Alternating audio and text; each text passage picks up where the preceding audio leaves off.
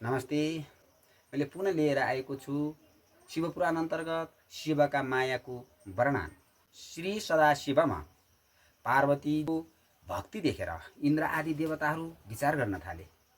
हिमालय पर्वत पार्वतीलाई कन्यादान गरेर दुर्लभ गति प्राप्त गर्ने भए अब हिमालयता दिव्य रूप धारण गरेर शिवलोक गामी हुनेछन्।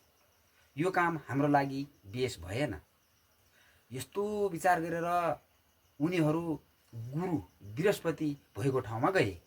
वहाँ पुगेर गुरुलाई सम्पूर्ण वृत्तान्तहरू सुनाए।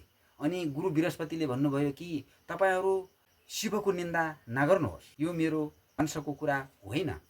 त्यसपछि देवताहरू ब्रह्माजी भएको ठाउँमा पुगे र ब्रह्माजीलाई बिन्ती चढाए कि हे प्रभु, यस्तो उपाय गरिबक्सियोस् कि हिमालय पर्वतले आफ्नी कन्या पार्वतीलाई शिवजीलाई कन्यादान गरेर दिन लागिरहेका छन्। उनीको कन्यादान गर्ने काम सफल नहोस्, तपाईले त्यो केही उपाय गरिदिनु पर्यो। तब ब्रह्माजीले भन्नुभयो कि के म शिवको निन्दा गरेर नरकगामी बनौँ? किन? तिमीहरू आफै जाऊ नि, त्यहाँ आफै गएर के भन्नु छ त्यो आफै भन। तिमीहरू आफै जाऊ, जसले तिमीहरूको मनोरथ पनि सिद्ध हुनेछ। तिमीहरूले सोचेको कुरा सबै पुग्नेछ, तिमीहरू आफै जाऊ।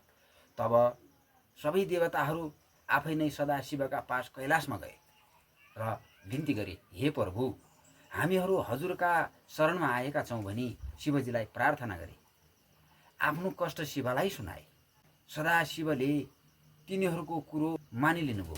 त्यसपछि स्फटिक माला धारण गरेर वैष्णवको रूप धारण गरेर हिमालयको सभामा शिव भगवान पुग्नुभयो। उहाँ पुगेर गर्नासम्म शिवको निन्दा गर्न लाग्नुभयो।